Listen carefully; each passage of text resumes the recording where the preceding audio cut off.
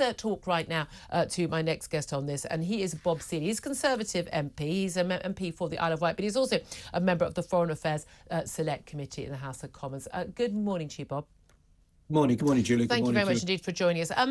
What do you make of the, first of all, the Israeli apology? We've had a very senior figure in the IDF, there's their Chief of Staff, Herzi Halevi, issuing a very heartfelt, I believe, apology for this event. We've had the Benjamin Netanyahu saying, you know, it was a mistake.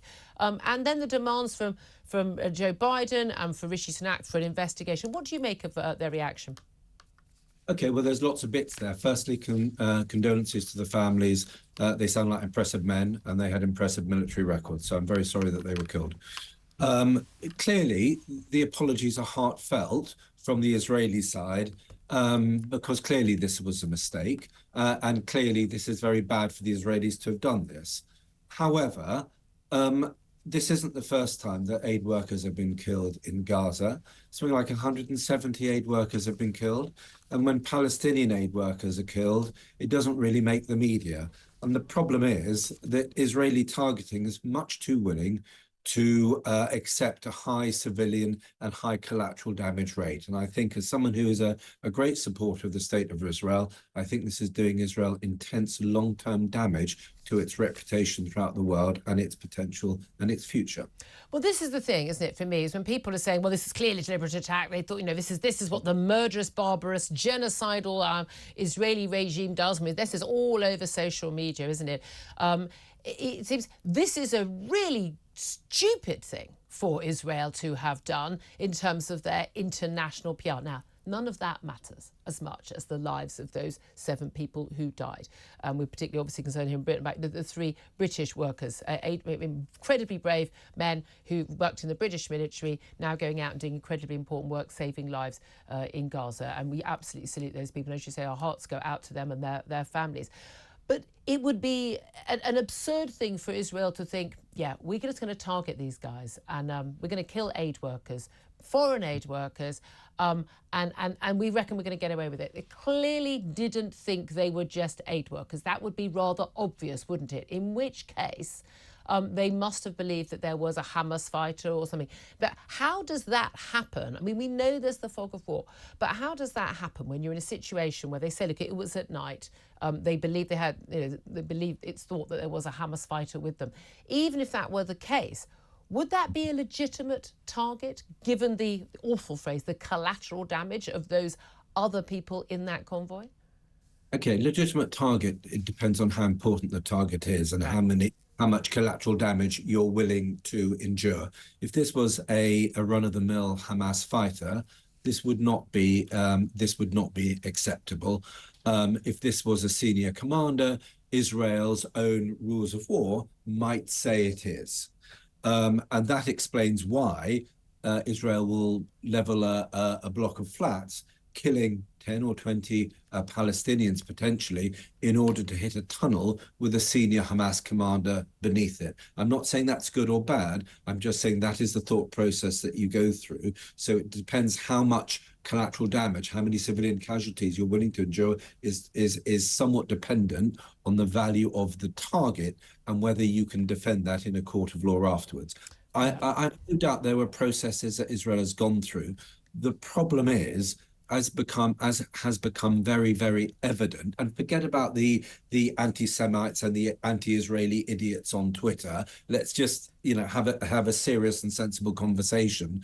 Is that Israel is quite clearly, it's so determined to deal with Hamas that its proportionality, which is an important part of the principles of humanity in international humanitarian law, the rules of law, Geneva Conventions, Hague Conventions, all those sorts of good things, those rules are simply being bent out of shape by Israel because it is willing to endure very high civilian casualties, proportionality, as in its attempt to get rid of Hamas. And frankly, it is doing itself increasing amounts of damage to achieve that. Well, indeed, and there are lots of concerns about, the plan to go into Fatah, it's not Fatah, what I'm saying, sorry, Rafah, Yeah. and the risk of civilian loss of life then as well, and the massive concerns about the basic state of malnutrition and potential starvation of civilians in Gaza. Do you think the international community, including our own government, are we doing enough to make sure that, look, we can be very supportive of Israel's right, not just to self-defense, but to go in and take out Hamas, and yes, accepting that there will be the collateral damage of civilian deaths. There will be. It happens in all wars. There's never been a war where that's not happened, including those that pursued by our country. But are we doing enough in the West to make sure that Israel stays on the right side of the line on that to protect the needs of civilians, in particular getting aid to the people of Gaza? I think the US has been surprisingly robust, actually, and I think the UK has been pretty robust as well. Whether Netanyahu's government wants to listen is another matter. And the problem is, I don't think Netanyahu's government is listening. And I think there are probably some very unhealthy internal Israeli political dynamics here, which means that the longer that Netanyahu can extend the crisis, potentially that is the best way for him to survive politically. So I think you're now seeing a lot of opposition to the Netanyahu government again in Israel, and this clearly is not going to help them. There's some talk about, should we be cutting off intelligence sharing? This is absolute nonsense. We're not intelligence sharing with Israel because it's a signal that we think they're nice or not. We're intelligence sharing with Israel in the same way that we do with the Saudis, because it is in our national interest to do so, because these people, Israel has an incredible intelligence network throughout the Middle East and especially in Syria. And if we start sulking or tut-tutting and cutting off our intelligence sharing relationship, when we want Israel to help us stop a terrorist attack in this country that's maybe originating out of Syria, if they turn around and say, well, you've cut off your intelligence sharing with us, that damages our national security. So I think we have to have a sense of reality here, that we gain a lot out of the intelligence sharing that we have not only with Israel, but with other governments that we sometimes disagree with, like the Saudis, that is different from what Israel is doing. And Israel's friends should be telling Israel bluntly, you're damaging yourselves.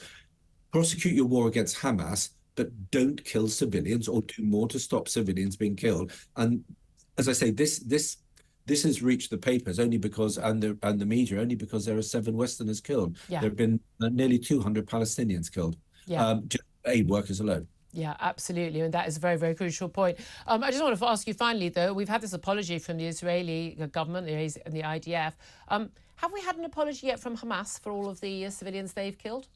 No, look, you make a very good point, but the answer to that is a simple one, Julia. Israel does not consider itself to be on a moral level with Hamas, and Israel is not our Hamas in the Middle East. Israel is a law-governed state and sets itself much higher standards. We know that Hamas has no standards, has no moral standards, and will slaughter and rape and mutilate Israelis where they can. That is not the point. It is not a law-governed state when Israel is, and if Israel says it lives by a higher set of standards, it needs to meet those higher set of standards, because that is what it is saying about itself.